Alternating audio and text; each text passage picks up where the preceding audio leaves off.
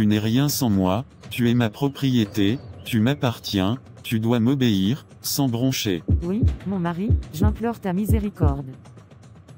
Bonjour chers téléspectateurs, bienvenue sur votre plateau préféré de Mes plus grands secrets. Alors ce soir nous avons pour intervenante, Mademoiselle Olga, qui nous partagera son plus grand secret. Bonjour Mademoiselle Olga, sentez-vous comme chez vous. Merci beaucoup Monsieur Thomas. Alors moi c'est Olga, je suis professeur de musique.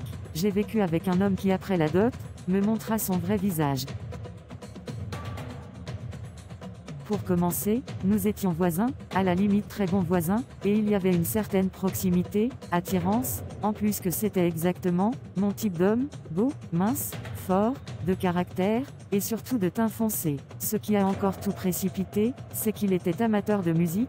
J'ai immédiatement succombé, et dit oui déjà au premier rendez-vous. Je précise qu'à ce moment je ne connaissais rien, à la vie chrétienne, ni aucune notion de la sanctification. Donc je me donna à lui, et je tombai enceinte sur le coup. Alors les choses se sont faites précipitamment. Il a rencontré ma famille, et on procéda à la dot.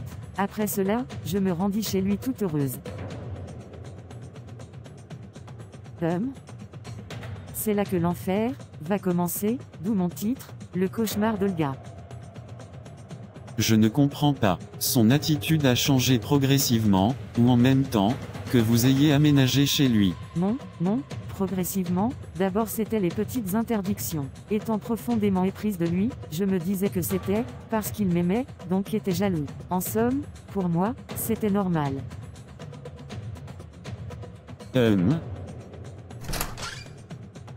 C'est le marché qui a autant duré? D'habitude tu fais 20 minutes au marché, aujourd'hui tu en as fait 25. Les 5 minutes en extra tu étais où? Tu faisais quoi?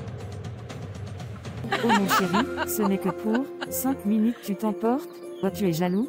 Que c'est mignon. Tu penses que je rigole? Tu vas me le payer de te moquer de moi.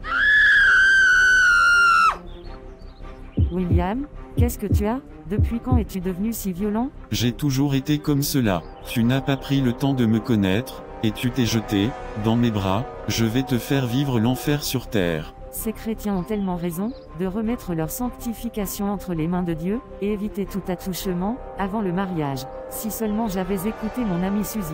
Me voilà enceinte, donc liée à ce monstre. Je lève les yeux, vers les montagnes, d'où me viendra le secours. Je baisse les yeux, vers la terre, d'où me viendra le secours, je suis fini.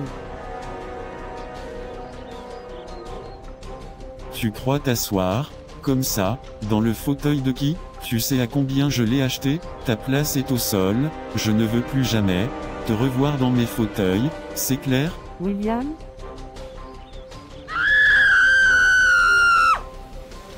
Oh, que c'est monstrueux. Il m'a traité comme un animal, il m'a ôté toute estime de soi. Je n'avais droit à aucune visite.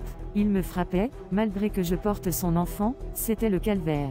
Mes sœurs, ne vous offrez jamais à un homme, avant le mariage, bien même, ne faites jamais un pas sans l'accord de Dieu. Il sait toutes choses, faites-lui confiance. Cependant, n'avez-vous pas songé à quitter cette relation? Évidemment, j'y ai songé, plusieurs fois, mais j'étais comme prise au piège. Il y avait le que dira-t-on. En plus, j'avais honte de retourner chez mes parents et d'avoir l'étiquette de celle qui avait échoué. Aussi, je n'avais pas de source de revenus, je vivais à sa charge, ce qui lui donnait encore l'avantage sur moi. Expliquez-nous ce qui a causé le déclic en vous. À quel moment avez-vous fait le lien entre manipulation et maltraitance? On dirait, à partir du moment où il me traitait comme un animal.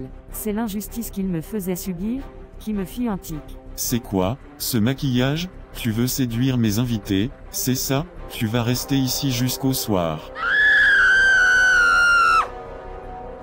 Donne-moi ton téléphone, et je t'interdis d'avoir de mots de passe. Je dois utiliser et vérifier ton téléphone à ma guise. Entendre la voix de Dieu, avant toute initiative, est si capitale. Oh Dieu, aide-moi. Que chuchotes-tu? Je te parle et tu murmures? D'ailleurs, qu'est-ce qui prouve que cette grossesse est mienne? Je suis sûr que tu me trompes.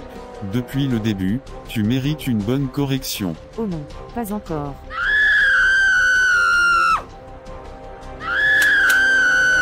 Non mais, quelle violence, Être un vrai homme, ne se mesure pas à la domination, sur autrui. C'est inadmissible. Oh, monsieur Thomas, ce fut mon quotidien, je buvais la violence, comme du jus d'orange.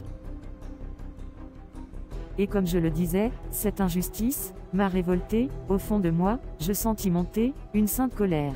Je me suis dit mais, attends, ce n'est pas comme cela qu'on traite un humain, encore moins, une femme. Je pouvais bien voir comment mes voisines étaient traitées comme des reines, riant aux éclats avec leurs conjoints. Et moi je vivais le contraire. Pourquoi? Il arrivait même qu'ils m'enferment au dehors. Et je passais la nuit dans le froid, au sol, en proie à toutes sortes d'insécurités, étant enceinte en plus.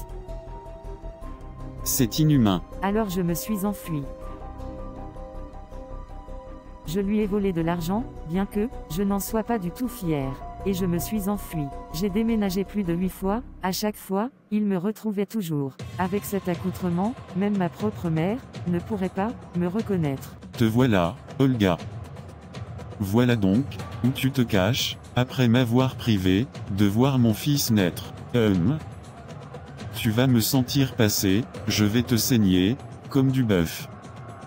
Oh, mon Dieu, de tous les saints anges du ciel, je suis foutu.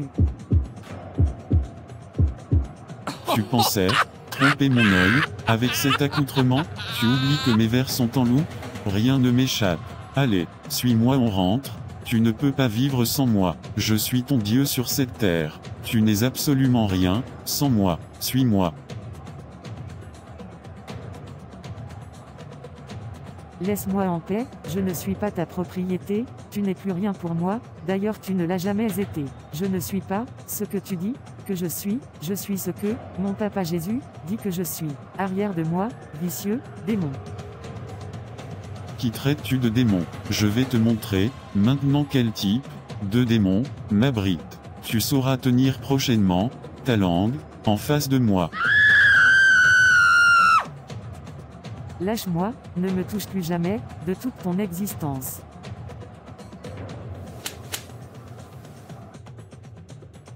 Je ne me suis plus laissé faire, gloire à Dieu, on ne s'était pas marié. Après cela, j'ai porté plainte contre lui, apparemment, il avait plusieurs antécédents. Alors j'ai donné ma vie à Jésus, et je mets tout dans la prière, depuis il s'est calmé. Un instant, s'il vous plaît, après avoir porté plainte, que s'est-il passé, aussi, c'est à quel moment, vous vous êtes remise, au Seigneur? C'est bien après mon accouchement, que je m'en suis remise, à Dieu entièrement. C'est ce qui m'a donné la force de pouvoir, lui tenir tête. Après avoir porté plainte, il s'est retrouvé en prison. Actuellement, comment vous occupez-vous, de votre enfant? Comme la Bible le dit, nous savons, du reste, que toute chose concourt au bien de ceux qui aiment Dieu, de ceux qui sont appelés selon son dessein. Les amis, Dieu est fidèle. Après avoir quitté ce calvaire, et marché selon ses commandements, il m'a fait rencontrer le père de mes jumeaux, actuels. Ah, ça je ne l'avais pas vu venir. Elle est bonne. Un homme, encore plus charmant, et chevaleresque. Un vrai gentleman. Même dans mes rêves les plus fous, je ne me saurais imaginer un tel cadeau. Oh, que c'est mignon. Il s'occupe de mon garçon, comme si c'était son propre fils, il craint Dieu, et grâce à lui, mon niveau spirituel est beaucoup plus avancé, je suis comblé de Dieu. Quelle histoire. Encore merci Madame Olga, pour ce temps de partage, si généreux, nous vous souhaitons un bon retour. Merci. Alors, chers téléspectateurs, c'était mes plus grands secrets, n'oubliez pas de vous abonner, et d'aimer.